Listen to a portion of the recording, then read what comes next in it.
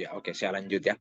Jadi teman-teman, saya mau sampaikan adalah itu tadi. Jadi waktu saya ke Boston, saya mengunjungi Harvard di MIT, saya diskusi dengan teman saya itu, dia kuliah di sana dan dia bilang cara mengajar mereka memang seperti itu. Bagaimana mereka bukan dipaksa sebenarnya, tetapi mereka diberi kesempatan untuk menganalisis suatu kasus. Jadi sebelum kelas dimulai, biasanya 1 hari sebelumnya itu pengajar sudah memberikan informasi ke mereka bahwa eh, kita akan belajar topik tentang ini. Nah, kalau di sana itu malah disuruh baca buku. Jadi diberikan textbooknya, kemudian buku itu disuruh belajar 1 hari sebelumnya, malamnya mereka belajar, besoknya di saat kuliah, buku itu dibahas. Dan cara mengajarnya seperti yang saya lakukan. Jadi saya tanya satu-satu apa yang Anda ketahui tentang buku itu. Karena sebenarnya saya ingin teman-teman itu tidak hanya cara berpikir mahasiswa kan sudah berbeda dengan eh, SMA, SMP, SD, TK. Jadi dengan melakukan semacam analisa terhadap suatu buku atau terhadap suatu kasus, pikiran kita dipaksa untuk memecahkan suatu persoalan.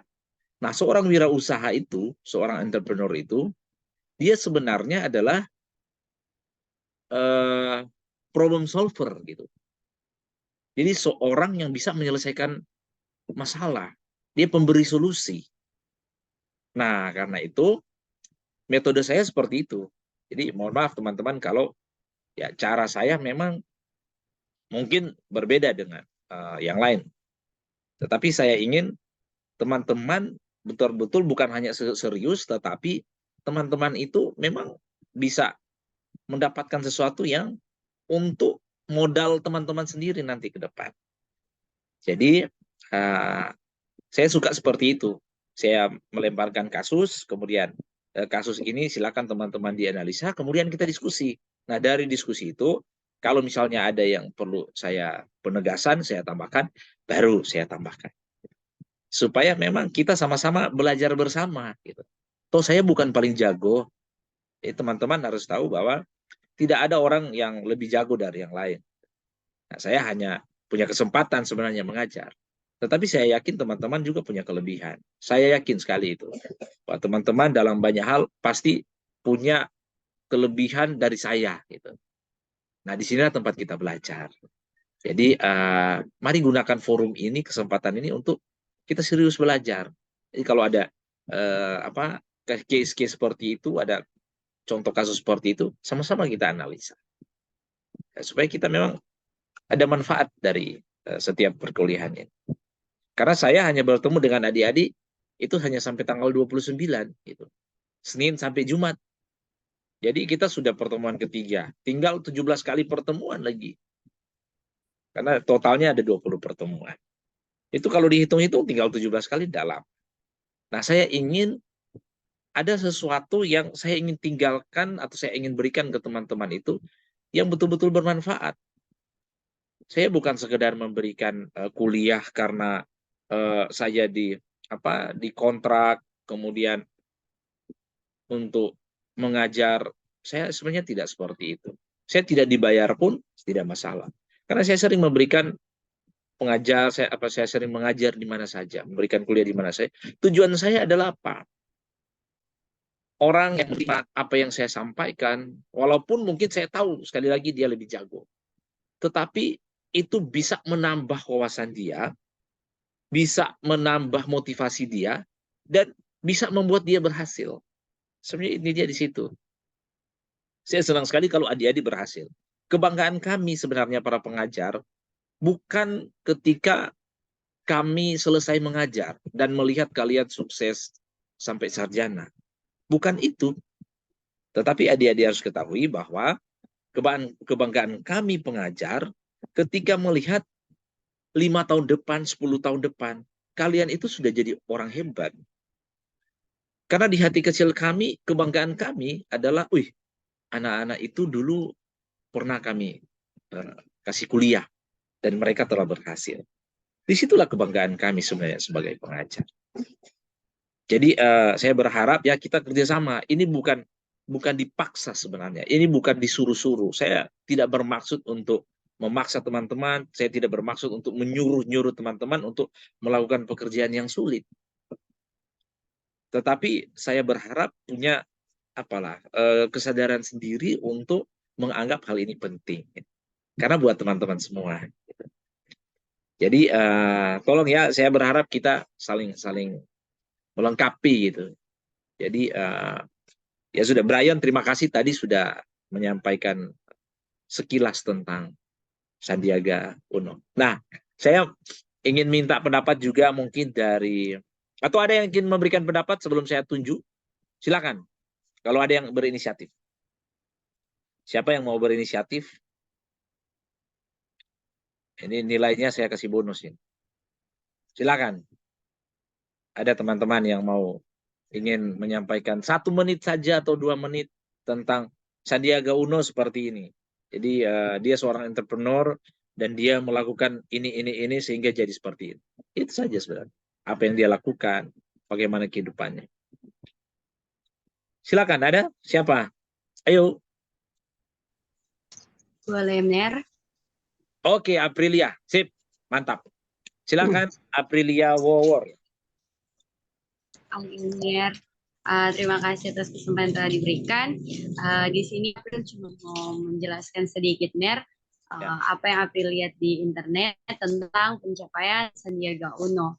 Nah, di sini itu dicantumkan bahwa kunci kesuksesan yang dijalani oleh seorang Sandiaga Uno itu dia itu berani dan optimis dalam memandang segala sesuatu yang dibuat. Jadi dari Aprilia untuk orang Damner wirausaha muda yang kedepannya kalau orang ingin seperti seorang Sandiaga Uno yang memiliki yang menjadi seorang pengusaha yang sukses, salah satunya itu Damner dengan orang itu harus berani Damner, harus optimis dengan apa yang akan apa keputusan yang akan orang ambil ke depan. Di sisi lain juga April membaca bahwa seorang Sandiaga Uno itu dari kecil dia sudah mempunyai pikiran-pikiran yang kreatif, Ner, atau bisa dikatakan pintar. Tapi itu Ner, dalam orang membangun usaha, pintar itu tidak cukup dong, Ner. Tapi di mana orang harus berani, harus optimis untuk membuat suatu usaha tersebut kedepannya akan berhasil ya Mir. Itu sih yang April udah dapat dari seorang Sandiaga Uno. Salah satunya itu Mir. Terima kasih. Oke, terima kasih banyak Aprilia. Ya, mantap, mantap, luar biasa. Itu 1000 jempol untuk kamu Aprilia, luar biasa. Ya, terima kasih. Jadi betul berani dan optimis ya. Berani dan optimis itu salah satu sifat atau karakter yang harus dimiliki oleh seorang wirausaha. Karena memang tanpa keberanian ya, atau orang mau ambil keputusan kalau juga takut-takut, salah satu ciri memang itu harus berani gitu. Dan optimis. Jadi jangan sampai juga kita tidak punya harapan atau tidak memiliki visi, tidak memiliki gambaran tentang kesuksesan masa depan. Karena optimis itu sebenarnya bagaimana kita membayangkan bahwa di masa depan itu kita akan mengalami sukses. Oke, luar biasa. Terima kasih sekali lagi buat Aprilia Award ya. Oke, ada lagi teman-teman, silakan yang lain. Saya ingin mendengar juga dari tadi pertama dari Brian laki, ini Aprilia perempuan. Nah, sekarang laki juga lagi. Silakan. Kita butuh 6 sampel ini nanti, 6 orang sebelum kita lanjut ya. Silakan sekarang laki. Nah, siapa ini? Ayo, jangan malu-malu, silakan.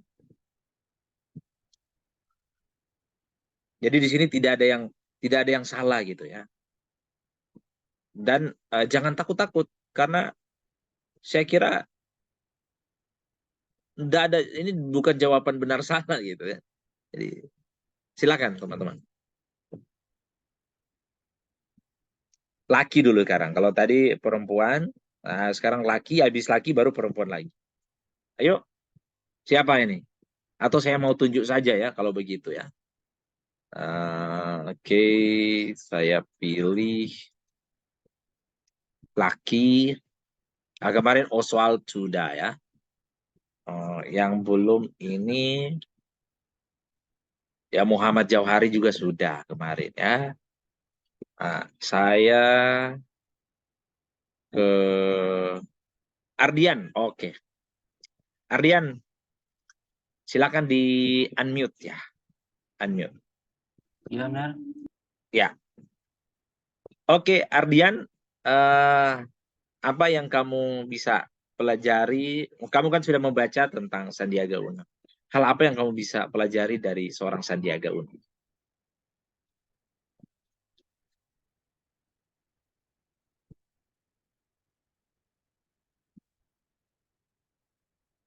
Di unmute ya.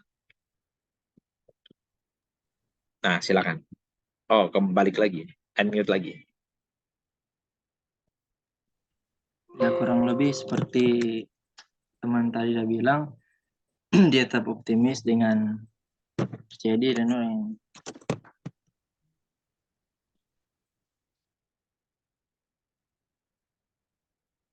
Ini unmute lagi ini, Ardian.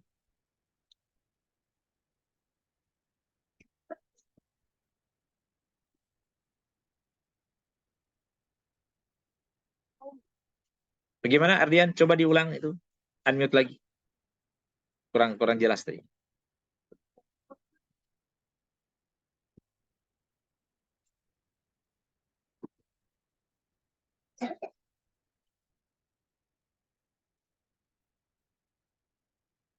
Ardian Mondigir. Ardian Mondigir. Silakan Ardian.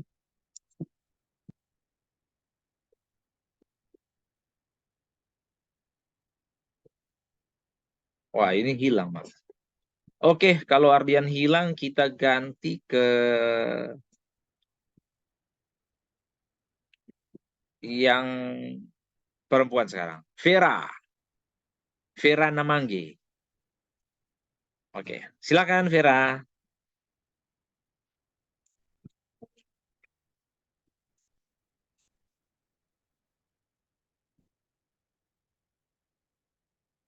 Ini udah ada suaranya ya, Vera?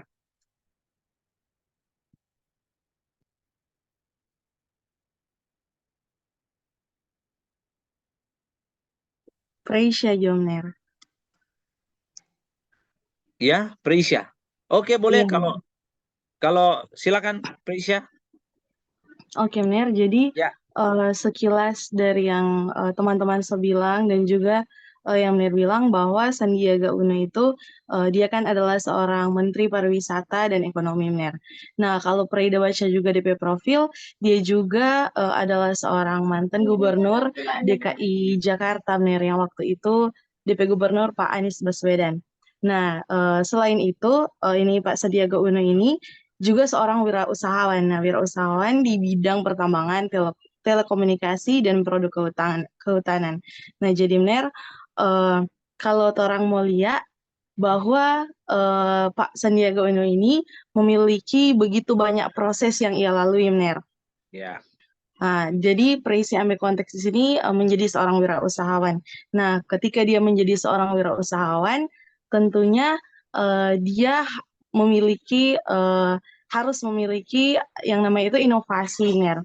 Inovasi, kreatif, juga harus memiliki rasa integritas yang tinggi. Dan juga ia harus memiliki komitmen, karena ketika dia memulai usaha, dia seperti itu. Segala hal yang besar itu dimulai dari terkecil. Mungkin hanya itu, Ner. Oke, mantap ya. Ini sama dengan April tadi, luar biasa ya. Hebat. Oh, saya senang sekali kalau ada mahasiswa yang punya wawasan seperti ini ya. Saya yakin semua pasti bisa gitu ya. Nah, sebentar kita lanjut. Jadi sudah ada beberapa poin yang saya bisa tangkap, bisa ambil dari teman-teman. Presi bagus sekali ya. Jadi betul ya, seorang wirausaha itu memang harus diproses. harus mengalami proses. Dan sepakat dengan Tracy bahwa sesuatu yang besar itu dimulai dari yang kecil. Pak Sandiaga Uno ini memang kalau kita baca biografinya, profilnya, dia pernah mengalami PHK, dan dengan keberanian tadi dia akhirnya memutuskan untuk membangun perusahaan. Dan satu hal yang tadi yang bagus sekali disampaikan oleh Presi adalah tentang integritas. Karena Pak Sandi itu dia bekerja di perusahaan yang memang bergerak di finansial, yang di perusahaan keuangan. Jadi masalah trust itu, masalah integritas itu menjadi syarat utama di situ. Nah, buat teman-teman, tidak harus juga kita karena bergerak di bidang seperti itu, tetapi kita bergerak dalam bidang apa saja, itu masalah integritas itu harus menjadi hal yang sangat penting untuk dijaga. Karena banyak sekali para entrepreneur muda yang ketika dia baru mulai berbisnis dan ada investor masuk, kemudian investor itu memberikan kepercayaan ke dia, tapi pada akhirnya kepercayaan itu disalahgunakan. Masalah trust gitu. Kemudian ada juga bermitra.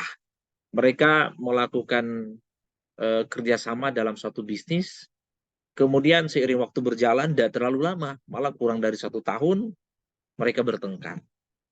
Nah, ini masalah komitmen juga. Nah, Pak Sandiaga Uno itu ketika dia membangun awal-awal bisnisnya itu, dia bermitra dengan temannya, dengan Pak Roslani yang sebelumnya ketua Kadin, kemudian dia ke Amerika menjadi duta besar di sana. Nah, sekarang balik menjadi wakil menteri BUMN. Jadi mereka membangun perusahaan berdua dan mereka saling menjaga komitmen. Jadi tidak ada pertengkaran di antara mereka. Sampai sekarang mereka sangat bersahabat.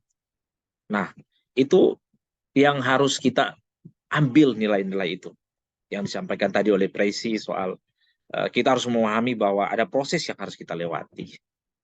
Menjadi wirausaha itu jangan sampai 1 kali, 2 kali gagal terus langsung hilang semangat. Karena tanpa diproses, jadi teman-teman harus pahami bahwa seorang wirausaha itu, seorang entrepreneur itu berbeda dengan seorang pengusaha. Apalagi seorang pedagang. Nah, ini harus dicatat teman-teman. Bahwa saya sering menyampaikan di banyak tempat tentang hal ini, ya teman-teman. Bahwa teman-teman harus ketahui seorang wirausaha, seorang entrepreneur itu berbeda dengan seorang pedagang. Tidak sama. Karena apa? Seorang wirausaha itu dia mengalami proses. Tetapi juga bukan sekedar proses. Dalam pengambilan keputusan, dia harus melihat berbagai banyak istilahnya dashboard, ada hal-hal yang menjadi pemandu dia. Dan dia tidak bisa memutuskan sembarangan. Beda dengan pedagang. Kalau pedagang, tahu enggak teman-teman? Pedagang itu hanya ambil barang, misalnya di satu tempat, kemudian dia susun harga, selisihnya berapa, kemudian dia jual lagi. Nah, seperti apa lah misalnya, dropshipper, kemudian yang hanya menitip-nitip. Tapi sebenarnya kalau untuk belajar di awal sih oke-oke saja. Karena yang terpenting kita profit kan, yang penting ada untung dan halal. Tetapi kalau Anda mau jadi entrepreneur, hal yang harus diperhatikan adalah prosesnya dan perhitungannya. Zaman sekarang, teman-teman, kalau ingin berbisnis, kalau zaman dulu, teman-teman harus tahu seperti ini. Zaman dulu kompetisinya sangat kecil. Saya sudah bahas kemarin itu. Kompetisinya sangat terbatas. Mungkin di satu kampung atau satu wilayah itu pengusahanya sedikit. Karena belum berada di era digital. Zaman sekarang, dengan era digital yang semakin masif, kompetisi menjadi ketat dan apa teman-teman? Ini harus menjadi catatan buat teman-teman bahwa sekarang harus pakai perhitungan. Dan perhitungannya harus perhitungan matematik. Harus ilmu pasti sekarang. Tidak boleh kira-kira. Tidak boleh asal tabrak sekarang kalau mau berbisnis. Kalau zaman dulu oke, gaya seperti itu. Zaman sekarang tidak lagi. Harus ada perhitungan. Jadi sudah berbeda. Nah, ini teman-teman yang harus menjadi apa ya? Menjadi hal yang mindset ya, menjadi mindset hal yang selalu dipikirkan bahwa ketika kita memulai bisnis, ketika kita akan membangun usaha, hitungan-hitungan itu harus ada. Karena berbisnis itu sebenarnya ilmu pasti. Tidak ada yang kira-kira sekarang di bisnis. Karena kita bermain dengan data. Sekarang mau bangun bisnis tanpa data yang akurat, ya peluangnya akan berbeda dengan orang yang sudah menggunakan data. Tentang target market, tentang segmentasi, tentang positioning, bagaimana kita mengukur instrumen-instrumen itu supaya nanti dalam menyusun apa yang namanya bisnis plan, ya ini sudah ada gambaran. Kemudian akan ada simulasi.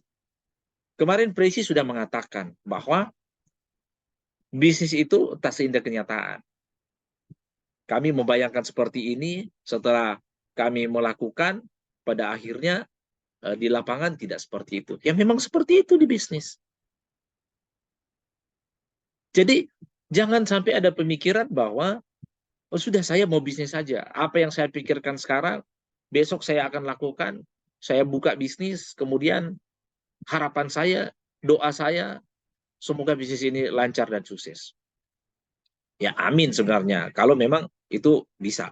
Tetapi peluangnya kecil. Mungkin dari 100 orang yang berpikir seperti itu, yang melakukan cara seperti itu, yang suksesnya di bawah 5%. Mungkin hanya 2 orang, 3 orang. Tetapi kalau adik-adik sekarang mulai berbisnis dengan cara yang berbeda, mulai menggunakan data, bagaimana mengolah target market, bagaimana melihat kondisi global, bagaimana melihat pertumbuhan ekonomi daerah, bagaimana melihat karakter market yang ada di sekitar. Nah, ini menjadi ukuran-ukuran. Karena dengan menggunakan data ini, dengan menganalisa, nah itu yang saya bilang, seorang wirausaha itu harus pintar menganalisa. Jadi kalau kita sudah bisa mampu untuk menganalisa pada hal-hal seperti ini akan lebih mudah buat teman-teman nanti mengambil keputusan untuk bisnis apa yang akan kita lakukan. Kemudian strategi seperti apa yang kita ambil. Kemudian marketing komunikasi seperti apa yang akan kita lakukan. Iklannya model seperti apa. Target marketnya seperti apa. Kemarin kita sudah bahas tentang generasi Z dan generasi Alpha. Model seperti apa yang menjadi kekinian sekarang. Gaya seperti apa yang lagi ngetren saat ini. Nah, ini harus ada di benak teman-teman sekalian. Ini sudah harus ada dalam pikiran teman-teman bahwa untuk membuat suatu bisnis, ukuran-ukuran ini sudah harus ada, teman-teman. Oh, ini siapa ini? Ardian Mondigir. Sorry, Ner, disconnect kehabisan data. Oke, nah apa-apa. Silakan isi data dulu ya. Nanti kalau tidak ada isi data, nanti Mbak bilang, nanti kita isi akan data. Jadi saya lanjut ya, teman-teman. Oh sudah ya, sudah join. Mantap. Nah, selamat datang kembali. Nah, jadi saya lanjut teman-teman. Peluang menjadi seorang wirausaha di saat ini dan kompetisinya itu sangat ketat. Karena itu, inilah yang sebenarnya kenapa program Wirausaha Merdeka ini ada. Dalam rangka kami ini hanya sebagai pemandu sebenarnya. Kami ini hanya menjadi semacam pendamping gitu, semacam coach dalam mengarahkan teman-teman untuk fokusnya kemana. Gitu. Karena berdasarkan pengalaman kami di lapangan, sebagai pelaku usaha, sebagai praktisi juga, ya, ukuran-ukuran yang saya sudah sampaikan tadi, itulah yang ada di pikiran kami, para pelaku usaha, ketika bergelut dalam bisnis saat ini. Apa yang menjadi tantangan kami, hal apa, strategi apa, dan itu yang kami share ke teman-teman. Bukan lagi soal rencana-rencana, tetapi yang kami mau bagikan ke teman-teman adalah apa yang sudah kami lakukan. Dan dari yang kami lakukan itu, apa yang sudah kami perbaiki. Nah, seorang entrepreneur harus seperti itu.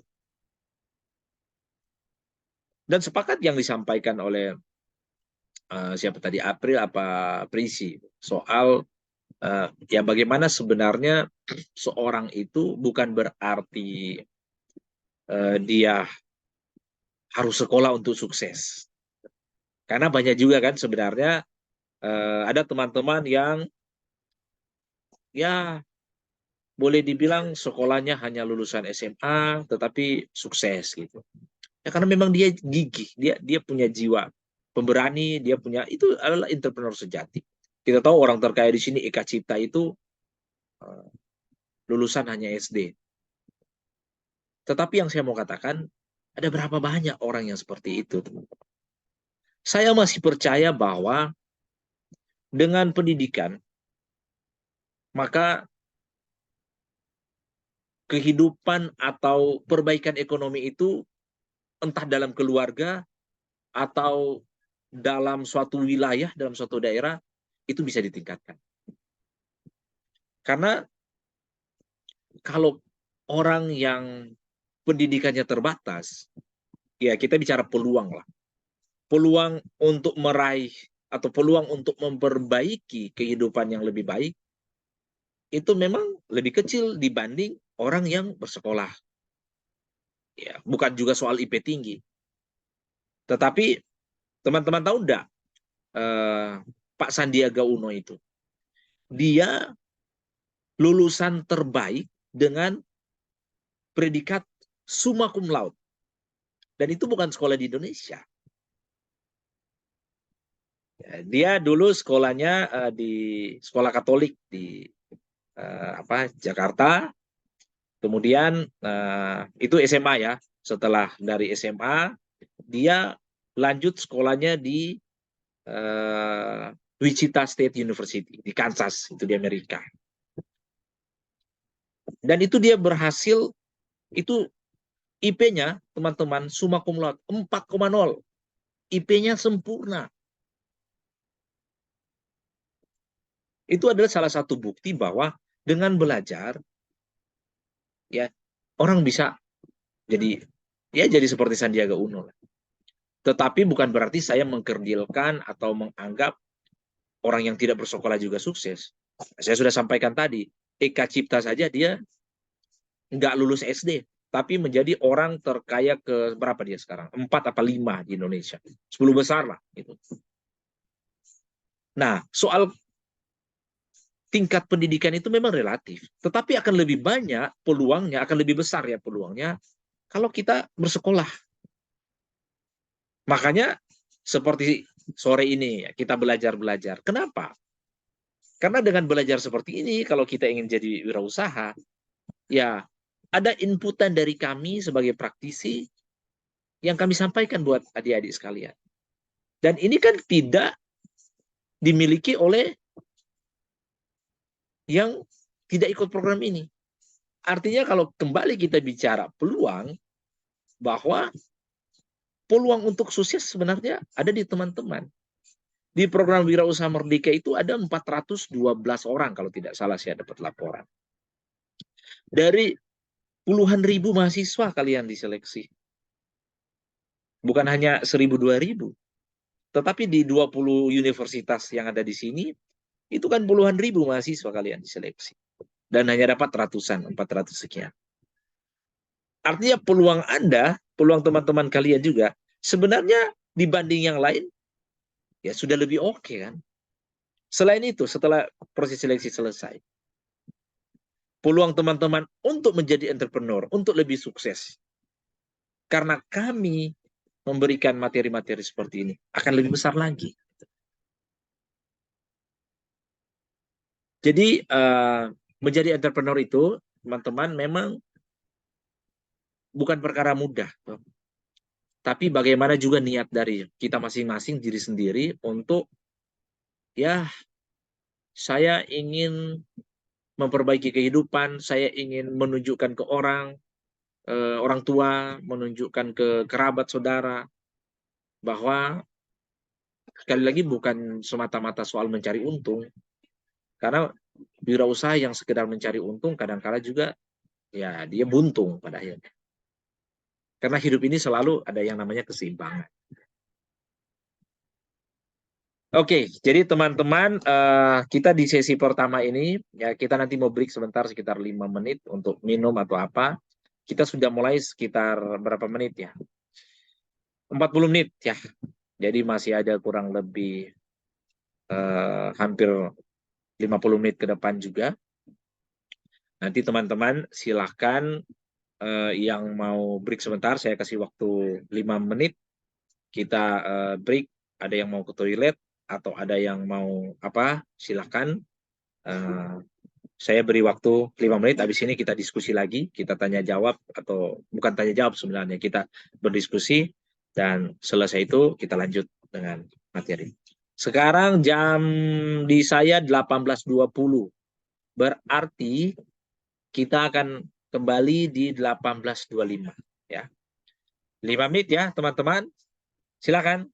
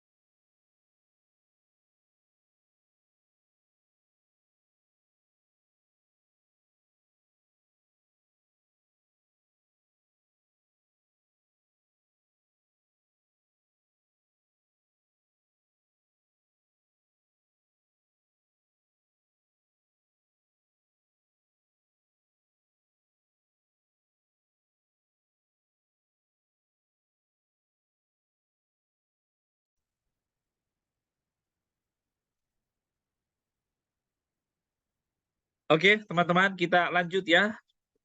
Ini sudah 18.25. Kita berusaha on time supaya teman-teman juga bisa lanjut dengan aktivitas yang lain. Nah, kita masuk ke diskusi lanjut ya. Jadi masih tentang entrepreneur story, tentang Pak Sandi Uno. Jadi tadi sudah ada dari Aprilia, dari Presi, kemudian tadi Ardian putus-putus suaranya, siapa juga tadi, Vera katanya tadi bermasalah di jaringan, kemudian Brian juga tadi agak, tapi oke lah. Nah, saya masih minta mungkin ada 2 orang, silakan selain yang tadi, apa yang Anda ketahui tentang Sandi Uno dan hal apa mungkin yang bisa kita dapatkan juga dari dia. Silakan, siapa yang mau tampil? Atau saya tunjuk saja ini ya, yang belum lagi, ini pesertanya dari tadi belum nambah, ini cuma 31, berarti tambah admin 2 orang, masih 28 ya.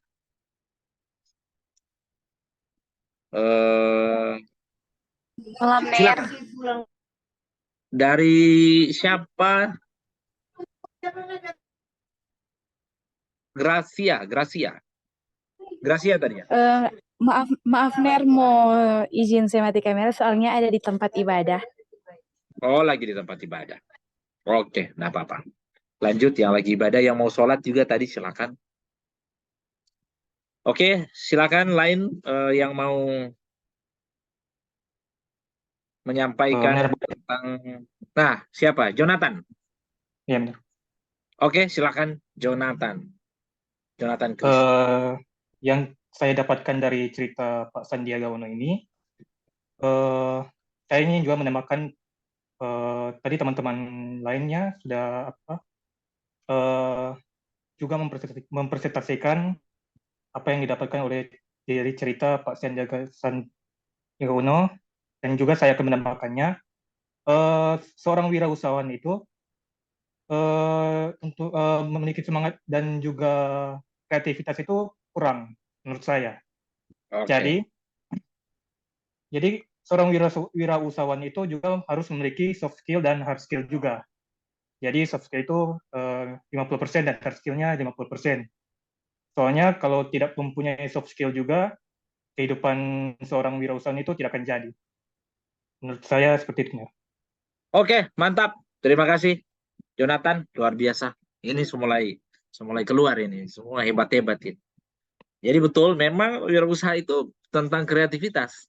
Jadi kalau teman-teman waktu di kuliah umum di Unsrat kemarin, Pak Hermawan Kartajaya, waktu dia presentase, kalau teman-teman ingat, ada yang namanya CIEL dan PIPM. CIEL, PIPM. C itu adalah kreatif, kemudian I-nya adalah inovatif. Nah, seorang entrepreneur memang harus memiliki jiwa kreativitas. Apalagi di zaman saat ini. Nah, itulah yang membedakan tadi yang saya sebut dengan pedagang. Kalau pedagang itu tidak ada jiwa kreativitas. Contoh misalnya, saya karena punya restoran, jadi punya supplier ikan. Nah, mereka itu pedagang di pasar. Dan mereka saya anggap bukan entrepreneur.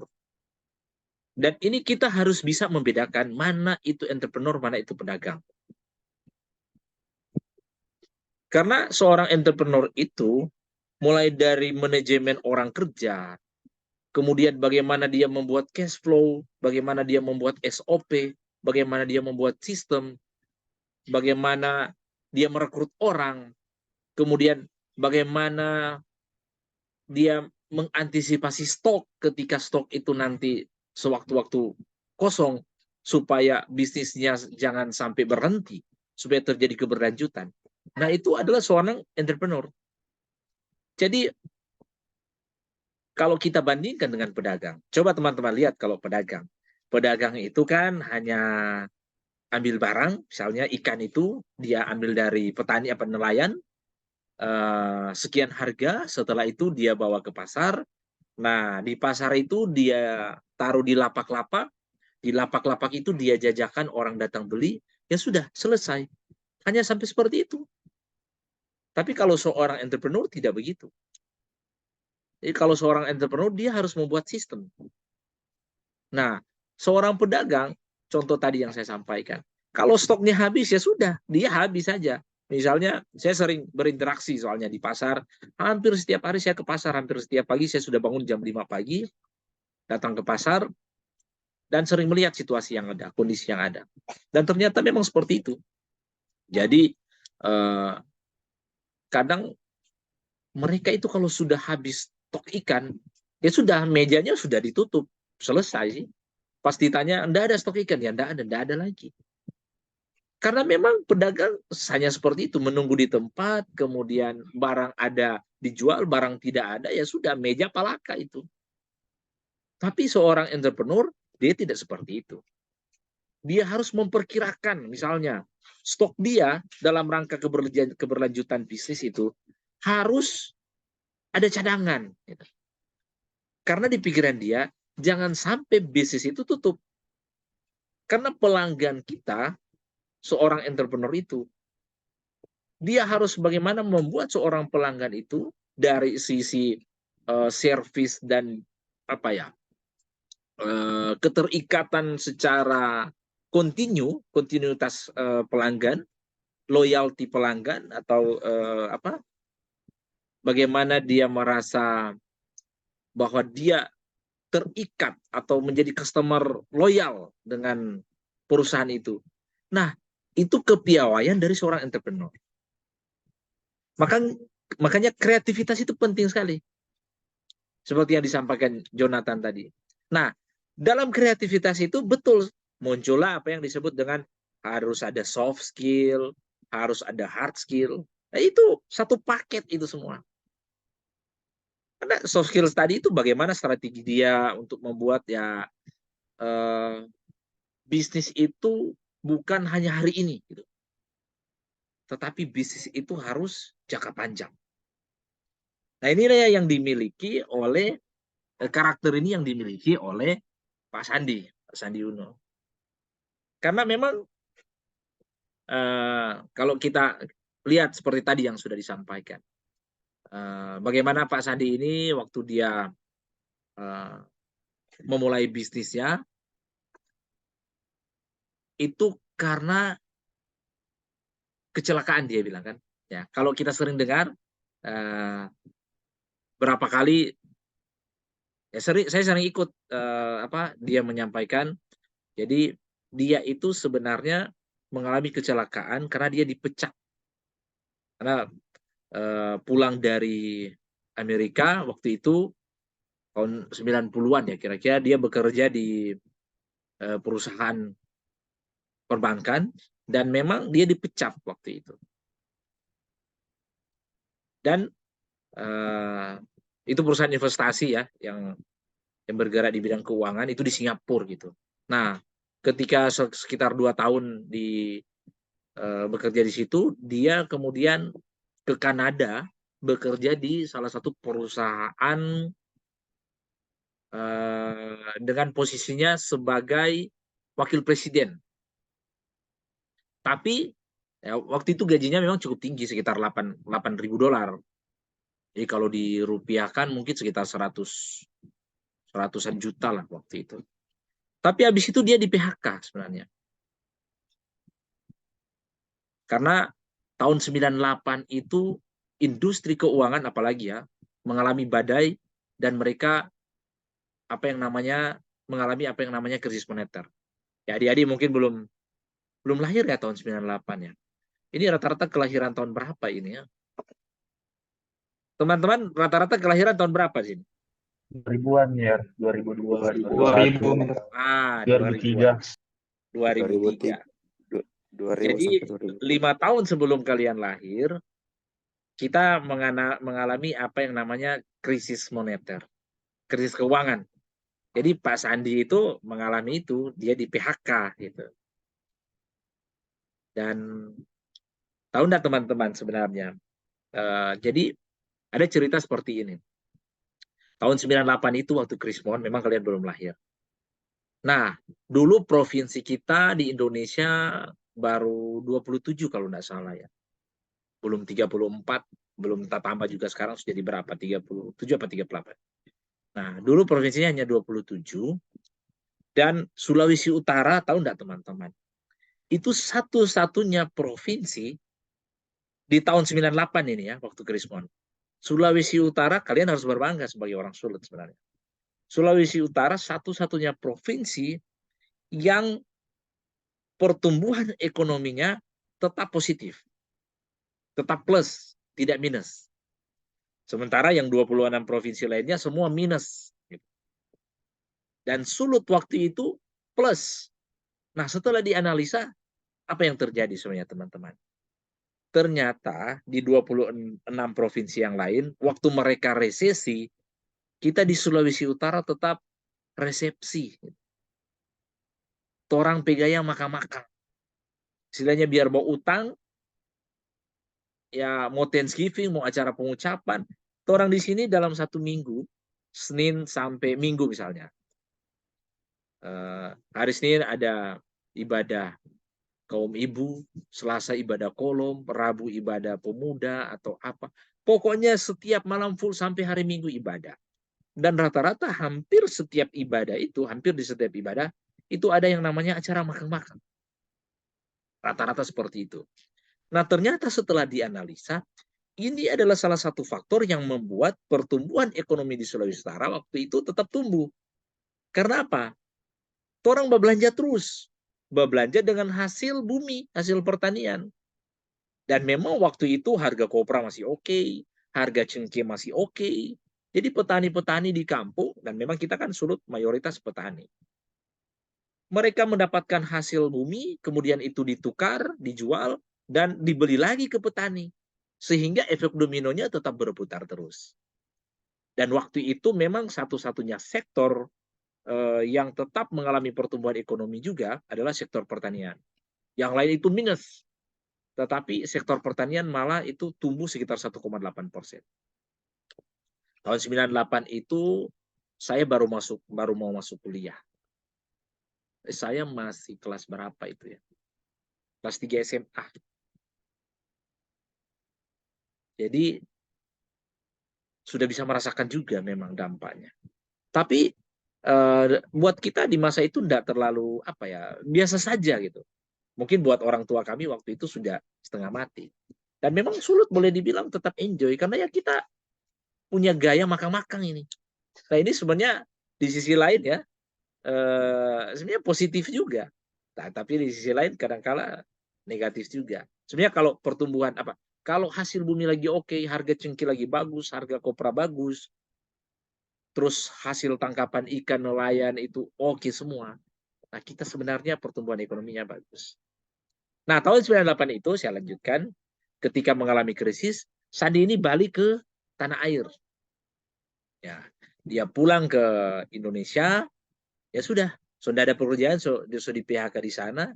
Akhirnya dia punya pengalaman bergerak di bidang keuangan itu.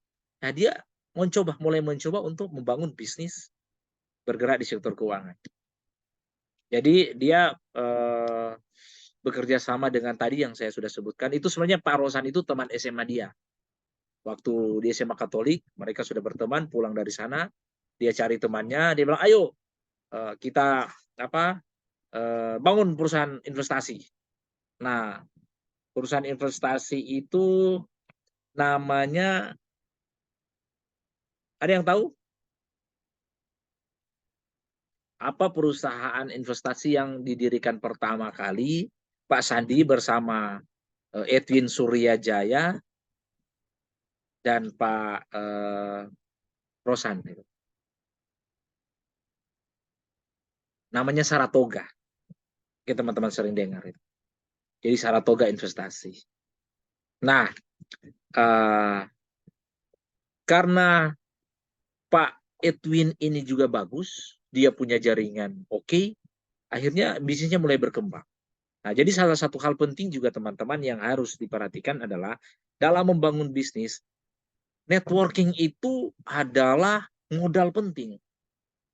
Saya ingat teman-teman ya, waktu saya memulai bisnis, saya bisnisnya di awal tahun 2008 itu kuliner, saya tidak punya duit sama sekali.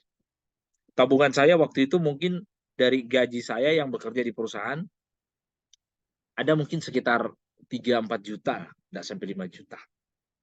Sementara bagaimana kita harus membangun bisnis yang nilai investasinya setelah saya bikin bisnis blueprint-nya, nilainya itu 100 juta kurang lebih. Ya, lebih kurang. Dari mana saya harus mencari 90-an juta? Nah, tahu enggak teman-teman? Ini kadangkala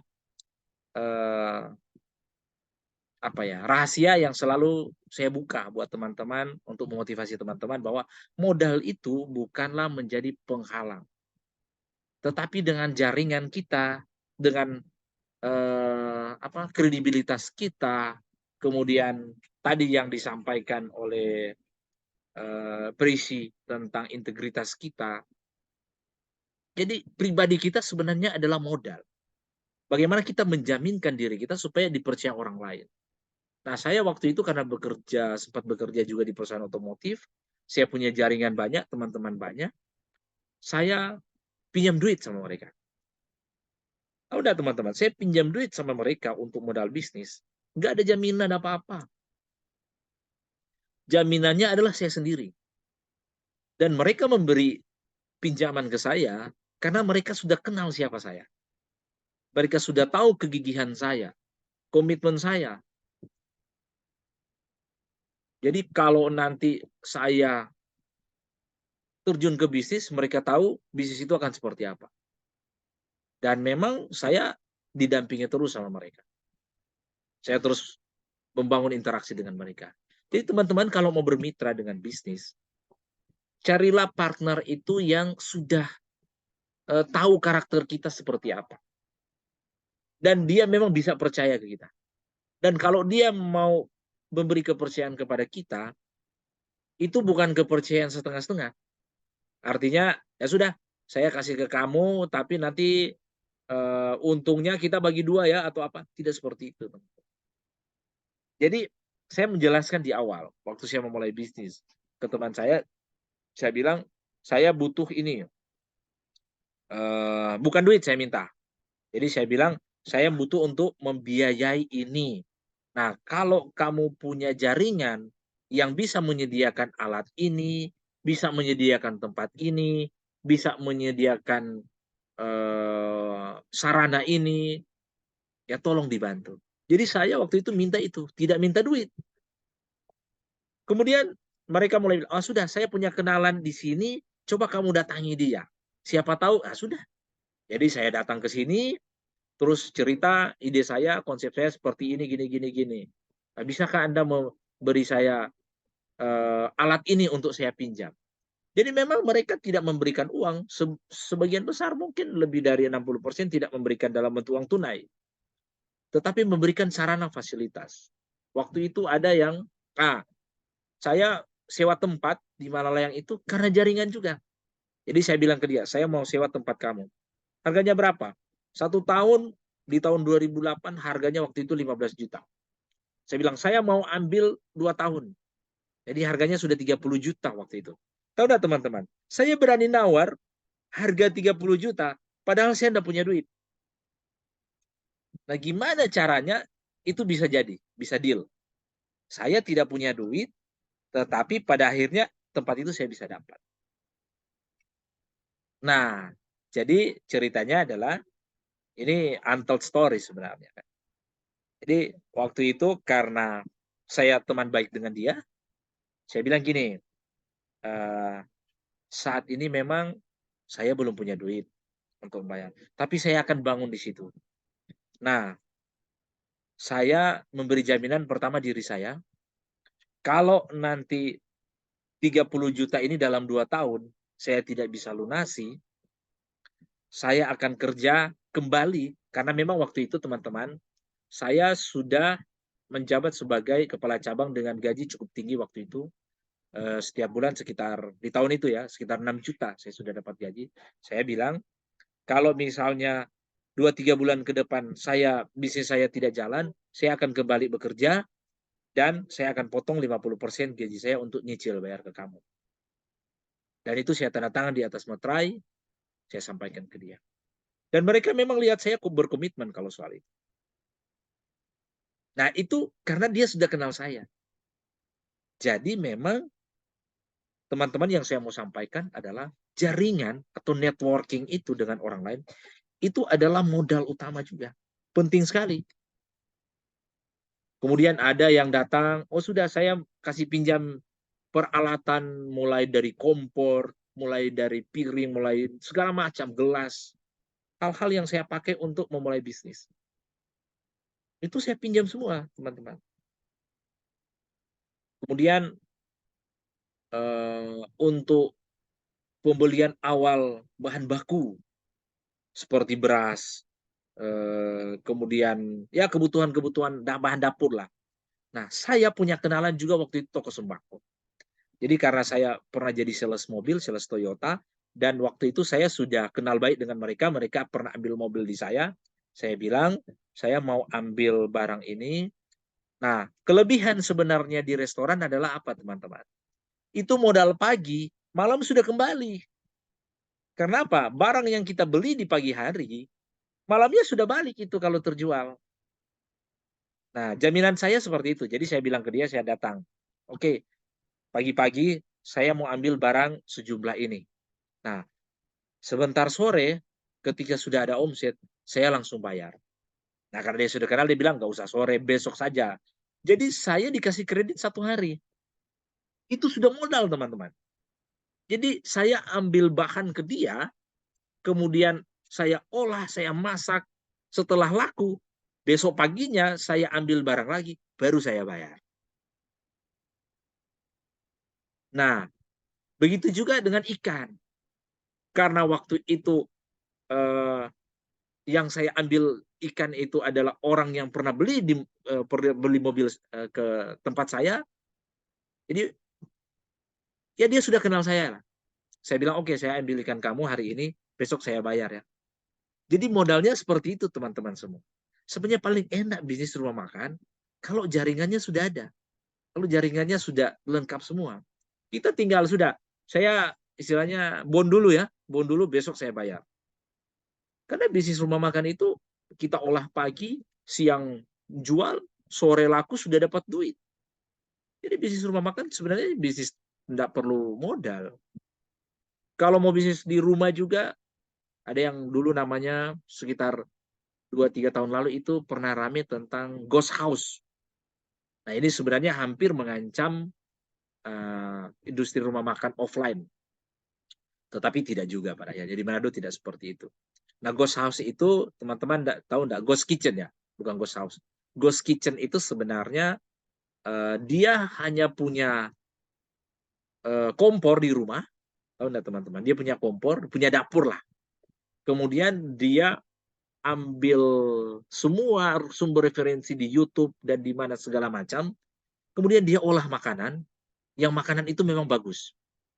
Setelah dia olah makanan itu bagus, dia mulai testimoni pakai teman-teman dia, kemudian dia pakai IG, dia jual di online dan segala macam. Nah, kemudian dia pasang di Tokopedia, di GoFood, teman-teman. Karena di GoFood itu ada ya persyaratan mudah gitu. Jadi ada kemudahan waktu itu kalau kita daftar dari rumah saja, kita punya bisnis rumahan, bisa. Nah, tahu enggak teman-teman? Itu hebat sekali. Karena apa? Itu sama sekali tidak ada modal. Kalau dia punya kenalan toko bangunan, toko sembako, barang dia ambil di sembako semua itu. Toko sembako. Ikan kalau dia ada kenalan juga ambil di situ. Nah, dia masak, dia posting di media sosial, atau dia jual di GoFood, sudah langsung terjadi transaksi. Malah tahu enggak teman-teman? Ada yang ketika dia sudah oke, dia pakai sistem open order. Jadi orang sudah bayar duluan, sudah pesan duluan kan, sudah bayar ini. besoknya baru dia kasih barang. Jadi belum beli barangnya dia sudah terima duit. Pelanggan itu belum terima barangnya, tapi yang penjual itu sudah dapat duit. Nah, itu untuk open order. Dan itu teman-teman saya melakukan itu. Dan itu berhasil, banyak yang berhasil. Jadi itu teman-teman, saya mau sampaikan intinya adalah bahwa segala peluang itu tergantung bagaimana kreativitas kita, ya seperti yang disampaikan oleh Jonathan tadi.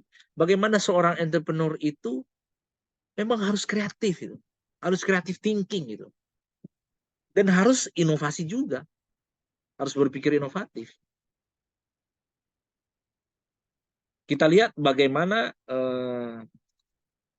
bentar ya, saya lihat di slide ini. Oke. Pak Sandiaga Uno ini, orangnya, wah, sangat luar biasa. Tadi ini sudah saya sampaikan ya. Tahun 95 dia ke Kanada, kemudian balik lagi. Nah ini gajinya, kemudian dia dapat PHK. Nah ini dia, kembali ke perusahaan, ke Indonesia, kemudian tahun ini lamaran pekerjaan ditolak oleh 25 perusahaan. Nah ini menjadi titik balik Sandiaga Uno. Setiap orang punya titik balik. Dan titik balik itu sebenarnya